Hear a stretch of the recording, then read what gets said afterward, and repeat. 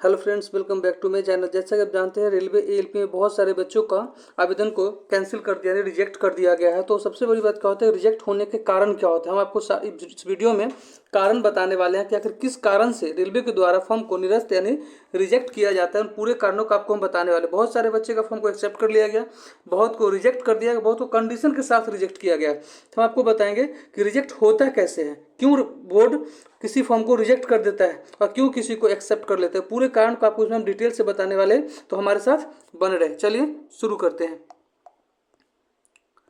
सबसे पहला जो रीजन होता है रिजेक्ट होने का, वो होता है फी। जैसे कि आप अगर यूआर में आते हैं, ओबीसी में आते हैं, ईडब्ल्यूएस में आते हैं, एससी एसटी में आते हैं, जिसमें आपको फी पेमेंट करना है और आप निर्धारित समय तक पेमेंट नहीं करते। बहुत बच्चा क्या करता है कि ऑनलाइन आवेदन कर दिया और फी पेमेंट नहीं किया, तो जब फॉर्म का स्क्रूटनी किया जाता है तो उस फॉर्म को आपको रिजेक्ट कर दिया जाता है। ध्यान रखिएगा, अगर आप फॉर्म भरे, फी का पेमेंट नहीं किए, तो स्क्रूटनी के समय आपके फॉर्म को रिजेक्ट कर दिया जाएगा और आपको कोई मौका नहीं दिया जाता है। तो ये सबसे बड़ी वजह होता है फी का, जो कि पहला रीजन है। और भी रीजन है, आपको हम बताने वाले हैं।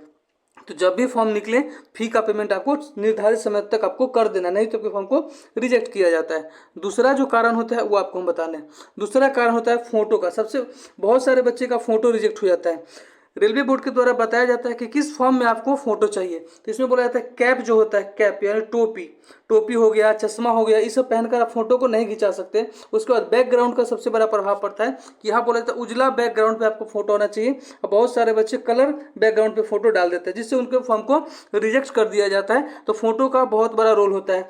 जैसे जब नोटिफिकेशन आता है और आपको जिस तरह से बोला जाता है, उसी तरह से आपको फॉर्म अपलोड करना है। अगर आप गलत तरीके से फॉर्म को अपलोड करते हैं, जैसे बैकग्राउंड गलत हो गया, फोटो ये आप क्या किए कि चश्मा लगा लिए, टोपी लगा लिए, तो आपके फॉर्म को रिजेक्ट कर दिया जाता है। और वैसा गलती आपको नहीं करना है। फोटो का बैकग्राउंड हमेशा व्हाइट होना चाहिए और जिस फॉर्मेट में बोला जाए उसी फॉर्मेट में आपको अपलोड करना है, नहीं तो उसको रिजेक्ट कर दिया जाएगा। चलिए अगला कारण आपको हम बताते हैं। अगला कारण है सिग्नेचर का। अब बहुत बच्चों को सिग्नेचर करने नहीं आता। वो क्या करते हैं कि जैसा नाम अमर है तो AMAR इस तरह लिखते हैं, इसको सिग्नेचर नहीं माना जाएगा। ध्यान रखिएगा, सिग्नेचर में पहला लेटर जो होता है AMAR, अमर, मतलब पहला लेटर बड़ा, बाकी वाला सब छोटा होता है। इस तरह से आपको सिग्नेचर करना है।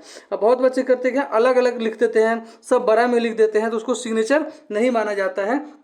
सिग्नेचर का पहला लेटर जो होता है वो बड़ा होता है, बाकी वह सबका छोटा होता है। इस तरह से आपको सिग्नेचर करना है। अगर आप ये तीनों गलती नहीं करते तो आपको फॉर्म को कभी भी रिजेक्ट नहीं किया जाएगा।